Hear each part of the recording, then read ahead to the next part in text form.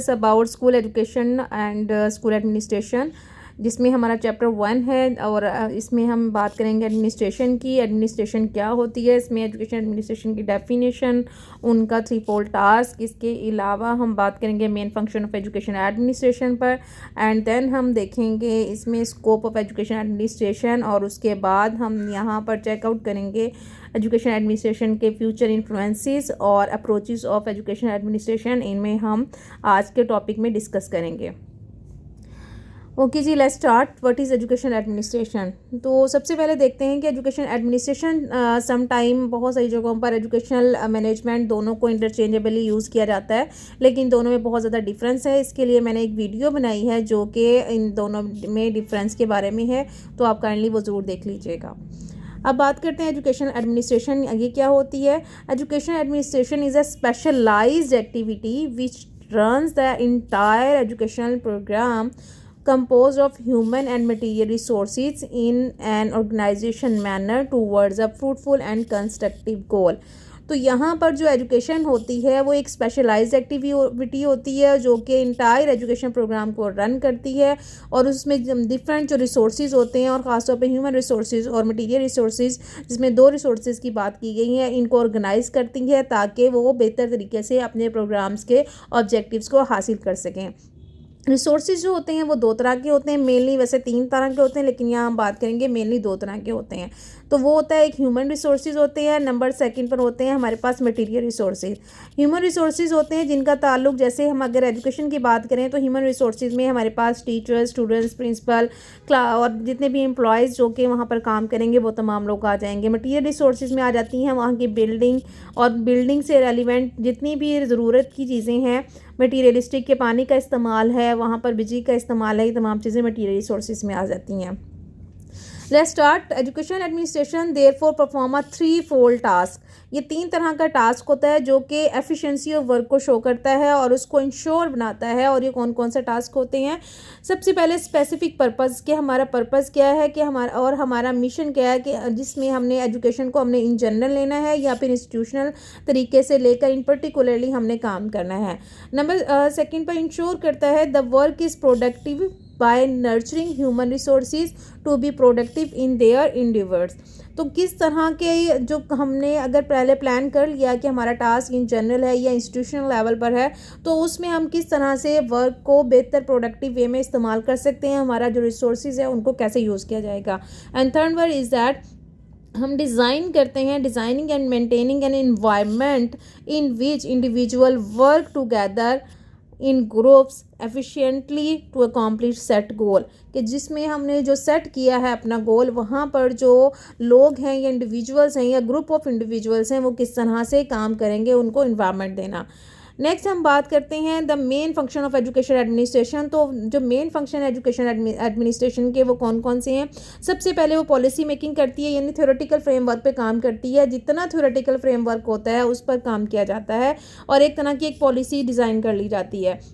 Theoretical framework के बाद next काम होता है कि उस जो थ्योरेटिकल फ्रेमवर्क को एग्जीक्यूट कैसे किया जाएगा, उसको कौन कौन से तरीक़ों से एग्जीक्यूट किया जाएगा, कौन कौन से रिसोर्सेज को इस्तेमाल किया जाएगा। तो ये तमाम प्लान पॉलिसी के बाद बनाया जाता है।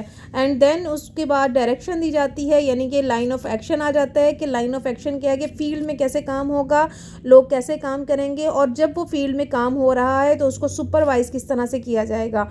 तो सुपरविजन के मेथड सारे डिज़ाइन कर लिए जाते हैं।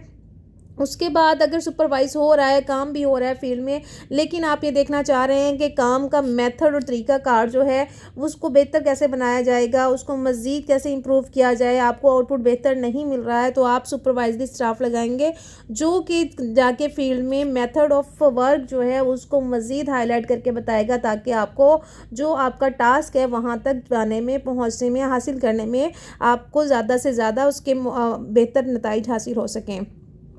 जब मेथड ऑफ वर्क भी आ गया, लेकिन मेथड ऑफ वर्क पर काम करने के लिए ऑब्वियसली कि जो लोग काम कर रहे हैं उसमें उन्हें स्टिमुलेट किया जाएगा ताकि आपकी वर्क एफिशिएंसी बेहतर हो जाए। उसके बाद जब हमने वर्क एफिशिएंसी भी बेहतर कर ली, हमारा काम भी हो रहा है, लेकिन हम ये देखते हैं कि अब हम दुनिया चेंज हो गई है, अब हमें न्यू रास्ते, न्यू विजन, न्यू तरीक़ाकार को फाइंड आउट करना है, नए रास्तों की खोज लगानी है। तो इसके लिए हम new skill, new method, new strategies को अपनाते हैं और इस तरह से हम डिफरेंट ट्रेनिंग प्रोग्राम्स जो है वो लेकर आते हैं, डिफरेंट टेक्नोलॉजी को दरमियान में ले आते हैं और इस तरह से हम लीडिंग करते हैं किस तरह से कि लर्निंग के लिए प्रोग्राम्स को फाइंड आउट करके। और इन तमाम चीज़ों के बाद जब हमने ये सब कुछ कर लिया होता है, लास्ट में हम देखते हैं हमारा इन तमाम चीज़ों के लिए जो जितना भी हमारा फीडबैक आ रहा है उसमें क्या हमारे स्ट्रॉन्ग पॉइंट थे और क्या हमारे वीक पॉइंट थे।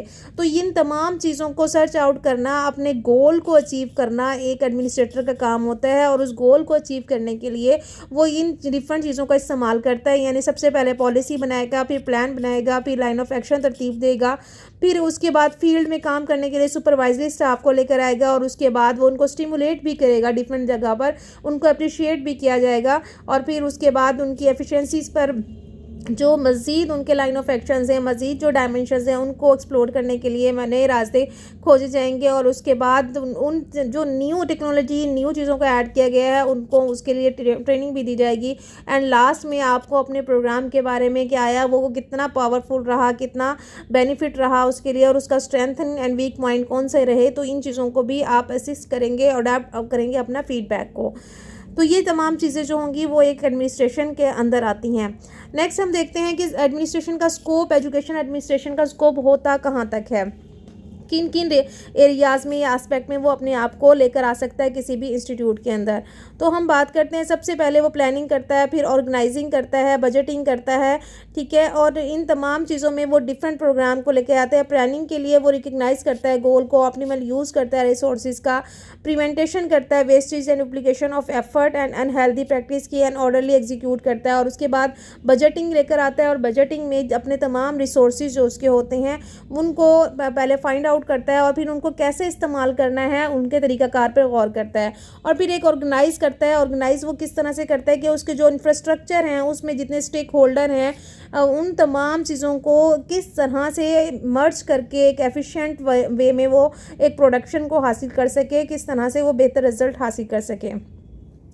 अब हम देखते हैं कि इसकी फर्दर इन्फ्लुएंसेस और कौन कौन से होते हैं। तो अब एजुकेशन की जब हम बात करते हैं तो एजुकेशन में जो एक एडमिनिस्ट्रेटर होगा उसका मेन काम होगा वो करिकुलम बनाएगा। करिकुलम को बनाने के लिए वो सबसे पहले जो फाइंड आउट करता है कि वो तमाम चीज़ें कि एक डिफरेंट एबिलिटी का एक बच्चा एक क्लास में मौजूद है तो ऐसा कौन सा करिकुलम हो, ऐसी कौन सी चीज़ें वो अपने करिकुलम में रखे जिसकी वजह से वो तमाम डिफरेंट लेवल के बच्चे जिनकी डिफरेंट आइडेंटिटी है, जिनकी इंडिविजुअल डिफरेंसेस हैं, तो उन तमाम चीज़ों को वो बेहतर तरीके से, अच्छे तरीके से हासिल कर सकें। देन वो टाइम टेबल और जो एकेडमिक कैलेंडर है उसको तैयार करता है, क्योंकि किसी भी स्कूल का मिरर जो होता है वो उसका टाइम टेबल होता है। फिर को करिकुलम प्रोग्राम्स जो होंगे उनको अरेंज किया जाता है कि किस लेवल पर कौन कौन सी को करिकुलर एक्टिविटीज़ जो हैं वो करवाई जाएंगी। And then organisation and distribution of work जो है वो दिया जाएगा कि अगर आपको ह्यूमन रिसोर्सेज मिसाल के तौर पर दिए गए हैं तो आपके टीचर का क्या काम है, आपके प्रिंसिपल का क्या काम है, आप में जो लैब अटेंडेंट है उसका क्या काम है, आपके क्लर्क का क्या काम है, तो ये आपको डिफ़ाइन कर दिया जाता है आपका रोल। देन कंडक्ट किए जाएंगे एग्ज़ाम कि आपका कब फॉर्मेटिव एग्जामिनेशन होगा और कब आपका समेटिव एग्जामिनेशन होगा, आपका सेशन ईयर क्या होगा। तो ये तमाम चीज़ें जो होंगी वो भी एक फाइंड आउट कर दी जाती हैं और आपको दे दी जाती हैं एक टारगेट के तौर पर एडमिनिस्ट्रेशन की जानिब पे। And then the organisation and functioning of guidance and counselling cells on the campus. तो कैंपस के अंदर गाइडेंस एंड काउंसलिंग के सेल्स बनाए जाते हैं ताकि स्टूडेंट्स को अपने जितनी भी वो फील्ड को चूज़ कर रहे हैं उनको बेहतर रहनुमाई मिल सके और जहाँ जहाँ उनको इशूज़ आ रहे हैं उनको सॉर्ट आउट किया जा सके।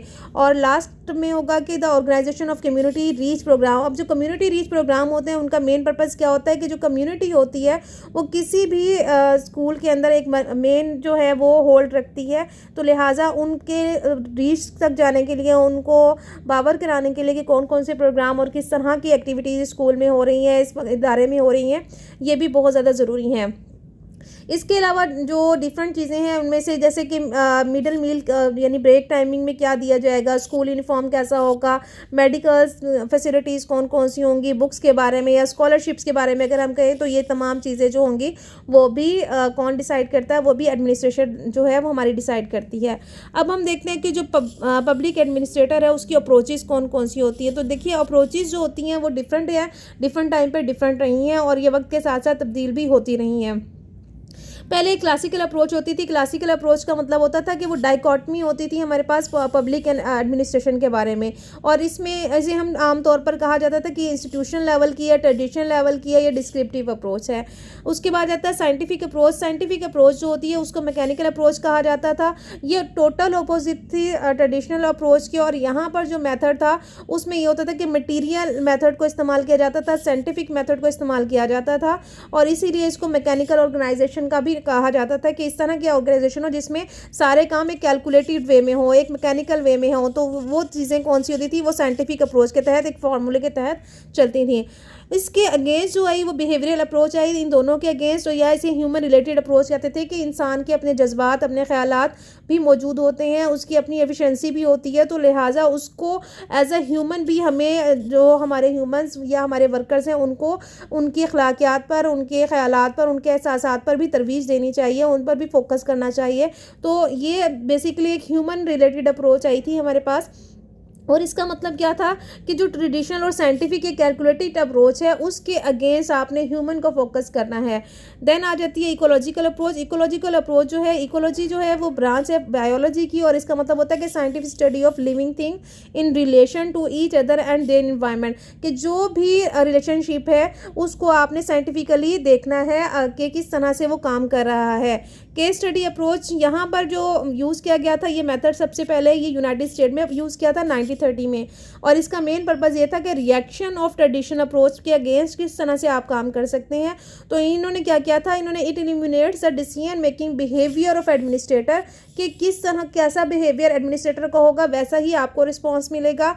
And it is very useful to study the empirical behaviour of decision makers, कि डिसीजन मेकर्स का जो बिहेवियर है वो भी बहुत ज़्यादा इम्पैक्ट डालता है आपकी जितनी भी आपके काम हो रहे हैं आपके इदारे में, आपके इंस्टीट्यूशन में, एज ए एडमिनिस्ट्रेटर आपका जो बिहेवियर है वो भी बहुत ज़्यादा मैटर करता है। एंड देन कंपैरेटिव अप्रोच आई थी। The comparative method is old and political science as Aristotle use the method in writing politics. तो ये बहुत ज़्यादा पुरानी अप्रोच है, और एरिस्टोटल्स जो कि हमारे फिलोसफर हैं उस दौर में उन्होंने ये कंपैरेटिव अप्रोच फाइंड आउट की थी।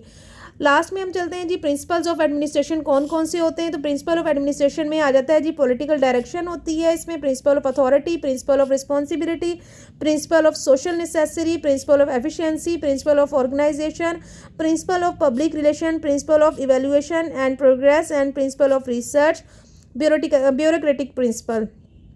अगर हम इनको थोड़ा थोड़ा से देखें तो पॉलिटिकल डायरेक्शन से आपको साफ समझ आ रहा होगा कि ये कौन सा प्रिंसिपल है कि जहाँ पर आपको पॉलिटिकली डायरेक्ट कर दिया जाता है। अथॉरिटी, सिर्फ आपने अथॉरिटी की बात माननी है। रिस्पॉन्सिबिलिटी आपको दे दी जाती है। इसके अलावा सोशल नेसेसिटीज़ के अगेंस्ट आप काम कर रहे हैं।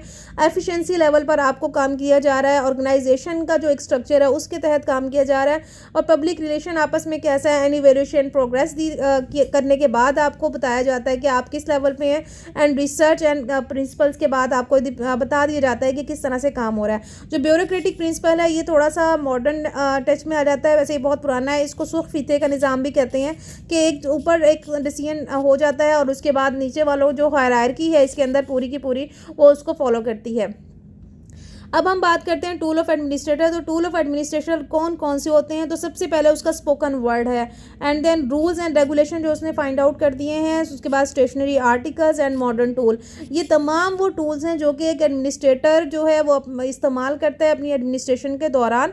और अब जितने भी हमने अब तक चीज़ें पढ़ी हैं इनको कंक्लूड करते हैं। तो हम ये देखते हैं कि एजुकेशन एडमिनिस्ट्रेशन जो है वो बहुत बड़ा एरिया है। इसमें प्लानिंग, बजटिंग सब चीज़ें आ जाती हैं। इसके अलावा उसे रिसोर्सेज को मैनेज करना होता है और एक इफ़ेक्टिव और सिस्टमेटिक वे में अपने एक प्रोग्राम को रन करना होता है ताकि वो अपने जो गोल्स हैं उनको हासिल कर सके। आई होप कि आपको ये तमाम चीज़ें बहुत अच्छे से समझ आ गई होंगी। Thank you so much.